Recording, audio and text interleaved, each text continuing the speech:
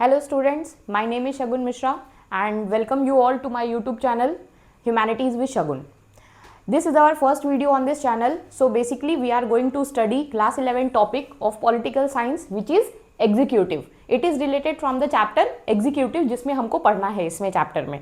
So basically इस chapter में सबसे पहले हमें समझना पड़ेगा what is government that you have studied in the previous class of your 10th class. तो 10th में आपने पढ़ा था गवर्नमेंट के बारे में, डेमोक्रेसी के बारे में, राइट्स के बारे में. तो यहाँ आपको वही चीज को समझना है. So first of all we have to understand what is government. Government means the group of the people who governs the country. जो लोग कंट्री को गवर्न कर रहे होते हैं उन्हीं को हम क्या कहते हैं, गवर्नमेंट कहते हैं. And they basically governs the country on the basis of the constitution. Constitution के बेसिस पे वो क्या करते हैं, हमारे कंट्री को गवर्न करते हैं. Because constitution, we know that constitution are basically related to the laws that are written in the constitution. तो वो जो लॉज हमारी कंट्री के लिए बनाए गए हैं उन्हें कॉन्स्टिट्यूशन में लिखा गया है और उन्हीं चीज़ों से हमारी कंट्री को गवर्न करने वाले जो लोग होते हैं, जो ग्रुप ऑफ पीपल होता है, उसी को हम क्या कहते हैं, गवर्नमेंट कहते हैं. So in our chapter power sharing in class 10th in the civics portion basically हमने क्या देखा था, that 4 form of power sharing होती हैं. कौन सी 4 फॉर्म ऑफ पावर शेयरिंग होती हैं. हमने गवर्नमेंट को समझा. गवर्नमेंट में हमें समझ में आया कि ग्रुप ऑफ पीपल हैं जो कंट्री को गवर्न कर रहे हैं according to the constitution. Now हमें ये समझना है कि हाँ ठीक है, अगर गवर्नमेंट है तो गवर्नमेंट के कुछ ऑर्गन्स होंगे, कुछ लेवल्स होंगे. In form of power sharing we have studied 4 types of power sharing जो हमने पढ़ी थी बेसिकली. फर्स्ट जिसमें हमने देखा power shared among the levels, power shared among the organs, power shared among the political parties and power shared among the pressure groups. अब ये चीज जो हमें समझनी है इसमें सबसे इंपॉर्टेंट है हमारा लेवल्स एंड ऑर्गन्स को समझना. लेवल्स कौन कौन से होते हैं गवर्नमेंट के. Levels means centre level, central government और द यूनियन गवर्नमेंट जो पूरी कंट्री के लिए रिस्पॉन्सिबल होती है. देन हमने क्या देखा, स्टेट गवर्नमेंट जो हमारी रिस्पॉन्सिबल होती है कि स्टेट के लिए, for example UP government just like Yogi Adityanath. Then हम क्या देखते हैं, जैसे हमारी लोकल गवर्नमेंट, और लोकल गवर्नमेंट में क्या आता है, पंचायत एंड म्यूनिसिपैलिटी आता है जो कि हमने पहले भी पढ़ा था. तो पंचायत और म्यूनिसिपैलिटी में हम क्या देखते हैं, पंचायत हमारा बेसिकली आता है 73rd कॉन्स्टिट्यूशन अमेंडमेंट एक्ट 1992 जो कि आपके बोर्ड के एग्जाम के लिए, एमसीक्यू के लिए बहुत ज्यादा इंपॉर्टेंट है. तो प्लीज भी इसको माइंड में रखिए. 73rd constitution amendment act panchayat and 74th constitution amendment act municipality आता है हमारा, जिसमें हम नगर निगम की बात करते हैं. फिर उसके बाद हमें क्या देखने को मिलता है, दीज आर, ये हमारे लेवल्स हो जाते हैं. लेवल्स के बाद आता है हमारा ऑर्गन्स ऑफ द गवर्नमेंट की गवर्नमेंट कौन कौन से ऑर्गन से वर्क करती है. सो बेसिकली ऑर्गन्स हैं हमारे executive, legislature and judiciary. Executive का काम क्या है यहाँ पे, basically to execute the laws. Law को एग्जीक्यूट करना.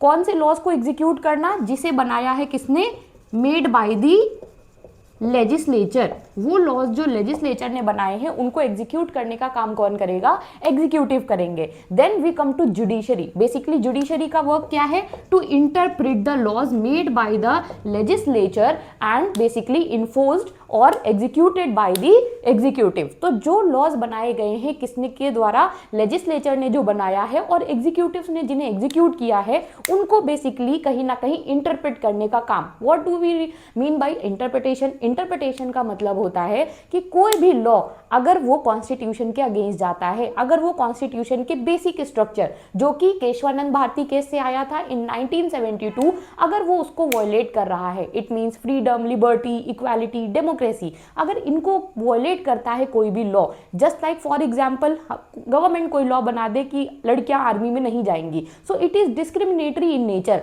इसलिए हमें देखने को मिलता है कि जुडिशरी के पास ये पावर है कि वो उस लॉ को क्या कर सकती है, नल एंड वॉइड डिक्लेयर कर सकती है, उस लॉ को वहीं पे खत्म कर सकती है. That is known as the interpretation of the constitution by the judiciary.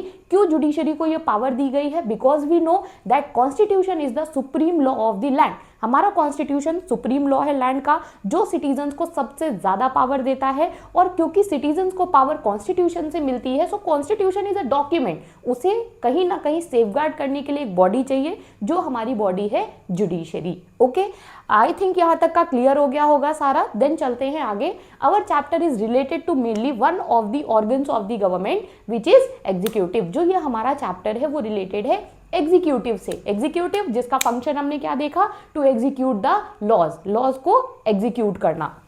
So basically हमको इस चैप्टर में एग्जीक्यूटिव्स के बारे में पढ़ना है। एग्जीक्यूटिव्स के फंक्शंस क्या हो गए? To execute the laws, to make the laws, to form the policies for the development of the country. ये सारे हम पॉइंट्स में लिख सकते हैं, डायग्राम के फॉर्म में लिख सकते हैं। इसको हम कहीं ना कहीं अपने आंसर्स में इनकॉर्पोरेट कर सकते हैं, हेडिंग्स बना सकते हैं। So basically this is the intro for this chapter. ये आपका इंट्रो है सिर्फ। What is government? Group of the people who governs the country. There are certain levels, certain organs of the government. Out of main organs we are going to study about executive. हमको executive के बारे में पढ़ना है।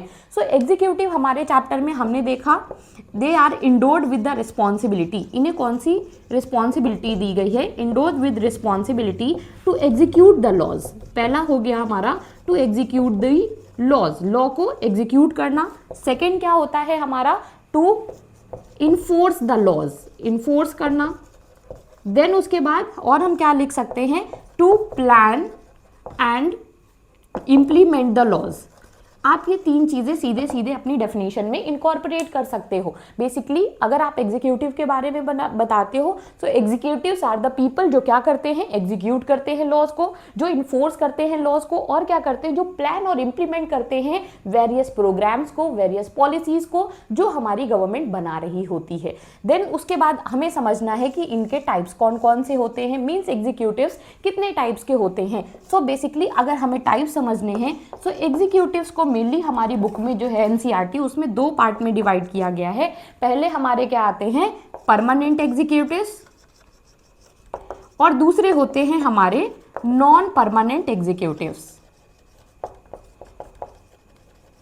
Permanent से मतलब क्या होता है? पहले इनको समझते हैं अलग अलग, permanent executives and non permanent executive. Permanent executives वो लोग होते हैं जिनका टेन्योर फिक्स होता है और उन्हें अपनी पावर से, अपनी पोस्ट से, अपनी पोजीशन से तब तक हटाया नहीं जा सकता जब तक कि उनका टेन्योर कंप्लीट नहीं हो जाता है। वो एक बार सिलेक्टेड होते हैं, देन उसके बाद वो लगातार अपने टेन्योर को इंजॉय करते हैं। दूसरी तरफ आते हैं नॉन परमानेंट एग्जीक्यूटिव, जिसमें हमें क्या देखने को मिलता है? ऐसे लोग जिन्हें री इलेक्शन में बार बार पार्टिसिपेट करना पड़ता है। Both are responsible for making the policies, but यहाँ पे क्या होता है? इन्हें इलेक्शन में खड़े होना पड़ रहा है। Just like for example non permanent executives में आपके जितने भी मिनिस्टर्स हैं जो आप जानते हो, ministers like home minister, defence minister, education minister, even your prime minister also, वो सारे हमारे क्या होते हैं? नॉन परमानेंट एग्जीक्यूटिव्स होते हैं। यहाँ पे परमानेंट एग्जीक्यूटिव की बात करें तो जितने भी आपको पब्लिक सर्वेंट्स पता है, means IAS officers, IPS officers, IFS officers, public servants जो कि कहीं ना कहीं एक एग्जाम देके सिलेक्ट होते हैं, जिनका एक फिक्स टेन्योर होता है just like for 60 years, 65 years, वो सारे लोग किस में आते हैं? परमानेंट एग्जीक्यूटिव्स का पार्ट होते हैं। सो आई थिंक ये क्लियर हो गया होगा। Executives the people who execute the laws. Basically दो पार्ट में इन्हें डिवाइड किया गया है, पहले permanent executives and second is non permanent executives. So basically हमने क्या देखा? एग्जीक्यूटिव्स का क्या फंक्शन होता है। सो एग्जीक्यूटिव क्या होते हैं? Those who execute the laws. In India हमें देखने को मिलता है कि हमने दो टाइप के एग्जीक्यूटिव देखे, permanent executive and non permanent executive. Permanent executives कौन थे हमारे? Basically IAS officers, IPS officers, IFS officers. And non permanent executives कौन थे हमारे? प्राइम मिनिस्टर हो गया, देन आपके एजुकेशन मिनिस्टर हो गए, हमारे फॉरेन अफेयर्स मिनिस्टर हो गए, एग्रीकल्चर मिनिस्टर, जो भी जितने भी मिनिस्टर्स, पॉलिटिशियंस आपको देखने को मिलते हैं जिनका 5 ईयर का टेन्योर होता है। Because we are living in a democratic country, हमें पता है हमारे यहाँ यूनिवर्सल एडल्ट फ्रेंचाइज है जिसमें 18 ईयर्स के अबव के लोग क्या करते हैं? वोट डालते हैं और गवर्नमेंट को इलेक्ट करते हैं, because they have the right to choose and change their government. So basically इसी वजह से हमें देखने को मिलता है कि ये हमारे नॉन परमानेंट है। क्यों नॉन परमानेंट है? बिकॉज 5 ईयर्स के बाद इन्हें फिर से इलेक्शन में खड़े होना है। जरूरी नहीं है कि यही इलेक्ट होके दोबारा आएंगे, हो सकता है कि यहाँ पे गवर्नमेंट चेंज हो जाए, बेसिकली बीजेपी से कांग्रेस आ जाए, कांग्रेस से आम आदमी पार्टी आ जाए, लेकिन यहाँ पे जो परमानेंट एग्जीक्यूटिव है इन्हें कोई चेंज नहीं कर सकता। एक बार इन्होंने आईएएस का एग्जाम दिया, क्वालिफाई किया, देन इनकी पावर, इनकी पोजीशन जब तक कि इनका टेन्योर कंप्लीट नहीं हो जाता 60 ईयर्स, 62 ईयर्स, ये यहाँ पे इनको कोई यहाँ से नहीं हटाने वाला है। सो बेसिकली हमने ये समझ लिया एग्जीक्यूटिव क्या होते हैं। हमने स्टार्टिंग में क्या पढ़ा था? गवर्नमेंट क्या होती है, गवर्नमेंट के ऑर्गन्स क्या होते हैं, लेवल्स क्या होते हैं। देन उसके बाद हमने क्या देखा? एग्जीक्यूटिव क्या होता है, एग्जीक्यूटिव के कितने टाइप्स होते हैं। ये पढ़ने के बाद अब हमें समझना है basically the designation of the executives that vary from one country to another. जो डेजिग्नेशन है मीन्स जो नाम है बेसिकली, जो पोस्ट है वो वेरी कर सकती है एग्जीक्यूटिव की एक कंट्री से दूसरी कंट्री में। फॉर दिस पर्पज हमें कहीं ना कहीं 3 कॉन्स्टिट्यूशंस को स्टडी करना है जो 3 कंट्री के कॉन्स्टिट्यूशंस है। It is very important for us, क्यों? क्योंकि इन कॉन्स्टिट्यूशन से कॉम्पिटेटिव क्वेश्चन भी पूछे जाते हैं। सो फर्स्ट ऑफ ऑल हम चलते हैं different names and designation of the executive. सबसे पहला हमारा आता है यूएस का कॉन्स्टिट्यूशन। यूएसए में क्या कॉन्सेप्ट चलता है? Presidential form of government.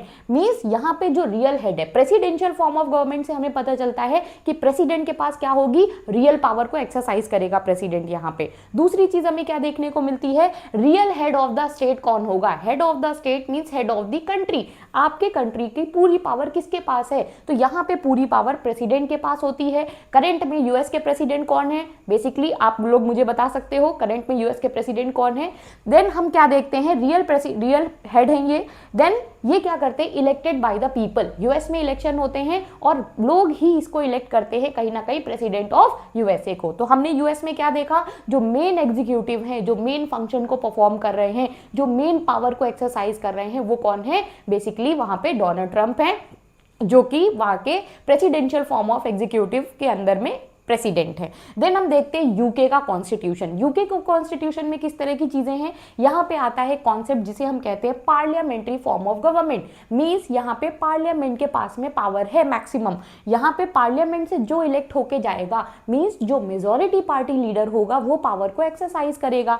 It means यहाँ पे आता है, यहाँ पे और एक कॉन्सेप्ट चलता है जिसको हम कहते हैं कॉन्स्टिट्यूशनल मोनार्की। बिकॉज हमने 10th में पढ़ा था कहीं ना कहीं कि फ्रेंच रिवोल्यूशन होता है, rise of nationalism in Europe, then constitutional monarchy आना स्टार्ट हो जाती है। मींस यहाँ पे किंग और queen, monarchy is the oldest form of government जहां पे रूल कौन करता है, किंग और क्वीन रूल कर रहे होते हैं। तो हमें यहाँ क्या देखने को मिलेगा, मींस यहाँ पे 2 चीजें होंगी, 2 तरह के एग्जीक्यूटिव्स यहाँ पे हमें मिलेंगे। एक तो हमारे किंग और क्वीन होंगे because of the monarchy system, and it is also having constitutional patterns. So इसीलिए कॉन्स्टिट्यूशन के लिए हमें क्या देखने को मिलेगा, यहाँ पे प्राइम मिनिस्टर का भी ऑफिस होगा। प्राइम मिनिस्टर यहाँ पे डायरेक्टली इलेक्ट करेंगे। यूएस में क्या हो रहा था, प्रेसिडेंट को डायरेक्ट इलेक्ट किया जा रहा था, यहाँ पे प्राइम मिनिस्टर को डायरेक्ट इलेक्ट करेंगे लोग by the vote of universal adult franchise. ये चीज हमारा सिस्टम होगा यूके का। देन हम यहाँ पे हमें क्या देखने को मिला, दैट मेन एग्जीक्यूटिव पावर किसके पास है, प्राइम मिनिस्टर के पास है, जिसको लोग इलेक्ट कर रहे हैं। यहाँ पे किसके पास में थी, यूएस में हमने क्या देखा, यहाँ पे प्रेसिडेंट के पास में है जिसको लोगों ने इलेक्ट किया है। अगेन आते हैं मोस्ट इंपॉर्टेंट अपने इंडिया पे, अपना प्यारा भारत देश। तो यहाँ पे हमें इंडिया में क्या देखने को मिलता है, दैट यहाँ भी क्या सिस्टम चलता है, बिकॉज ब्रिटिशर्स ने हमें बहुत रूल किया है, तो ब्रिटिशर्स के रूल करने की वजह से हमने बहुत सारे सिस्टम उनसे अडॉप्ट किए हैं। बाय द 1935 जो एक्ट आया था हमारा, उसमें से भी अडॉप्ट किए हैं। और दूसरी चीज हमें देखने को मिलती है, ब्रिटिश कॉन्स्टिट्यूशन से भी हमने बहुत सारे प्रिंसिपल्स को अडॉप्ट किया है, just like rule of law, single citizenship, parliamentary form of government, council of ministers, ये सारी चीजें हमने वहां से अडॉप्ट की हैं। सो सिमिलरली ये parliamentary form of government, parliament means जहां पे आपकी संसद जिसको आप बोलते हो, तो पार्लियामेंट्री फॉर्म ऑफ गवर्नमेंट जिसमें आपके 2 हाउसेज हैं इंडिया में, एक आपका लोकसभा है, दूसरा आपका राज्यसभा है। तो यहाँ पे हमें इंडिया में देखने को मिलता है again parliamentary form of government similarly as UK. Then हम यहाँ पे क्या देखते हैं, नॉमिनल हेड कौन है हमारे यहाँ, we don't have constitutional monarchy, we have real democracy. हम रियल में डेमोक्रेसी को कहीं ना कहीं एग्जीक्यूट करते हैं, एक्सरसाइज करते हैं। सो हमें क्या देखने को मिलता है, यहाँ पे पार्लियामेंट्री फॉर्म ऑफ गवर्नमेंट है। हमारे यहाँ क्वीन के प्लेस पे हमने किसको रखा है, head of the state is president, जिसे हम और क्या बोलते हैं, दैट प्रेसिडेंट हमारा और क्या है, यहाँ पे फर्स्ट सिटीजन ऑफ इंडिया बोला जाता है। देन उसके बाद आते हैं हेड ऑफ द स्टेट, हमारा क्या हो गया, प्रेसिडेंट हो गया। नॉमिनल हेड हमारा कौन है, प्रेसिडेंट है। क्यों, क्योंकि प्रेसिडेंट के पास कोई रियल पावर नहीं होती है एक्सरसाइज करने को। कुछ पावर्स होती हैं just like pardoning power, veto powers, but कहीं ना कहीं इनके पास में मेन पावर्स नहीं होती हैं। जो मेन एग्जीक्यूटिव पावर है वो होती है प्राइम मिनिस्टर के पास इंडिया में। तो यहाँ पे हमें देखने को मिलते हैं रियल हेड या रियल पावर एक्सरसाइज कौन करेगा, प्राइम मिनिस्टर करेंगे। इट मींस ये दोनों क्या है, कहीं ना कहीं एग्जीक्यूटिव का रोल प्ले कर रहे हैं इंडिया में। बिकॉज हमें पता है कि प्राइम मिनिस्टर जो भी लॉ पास करेंगे दोनों हाउसेज में होके, वो प्रेसिडेंट के सिग्नेचर के बिना नहीं बन सकता है, बिल कहीं ना कहीं एक्ट नहीं बन पाएगा। सो बेसिकली हमने क्या देखा कि अलग अलग जगह पे तीनों कंट्रीज में कहीं ना कहीं अलग अलग जगह पे अलग अलग फॉर्म ऑफ एग्जीक्यूटिव हैं। यूएस में प्रेसिडेंट के पास पावर है, यूके में क्वीन है, किंग है और उसके साथ में प्राइम मिनिस्टर है। देन हमने देखा इंडिया का केस जहाँ पे हमने प्रेसिडेंट को देखा और उसके बाद में हमने क्या देखा, यहाँ पे बेसिकली प्राइम मिनिस्टर भी होते हैं जो रियल पावर को एक्सरसाइज करते हैं। So basically these are the different names और डेजिग्नेशंस। पोस्ट अलग अलग हो सकती है, डेजिग्नेशन अलग अलग हो सकता है, बट फंक्शंस क्या होते हैं, सेम होते हैं, to implement the policies, to execute the laws, basically for the development of the citizens of the country. तो ये चीज हमको यहाँ से समझ में आती है इतनी सी, ठीक है। फिर आगे हमें क्या देखना है, सेमी प्रेसिडेंशियल सिस्टम के बारे में, जो कि हम नेक्स्ट लेक्चर में पढ़ेंगे।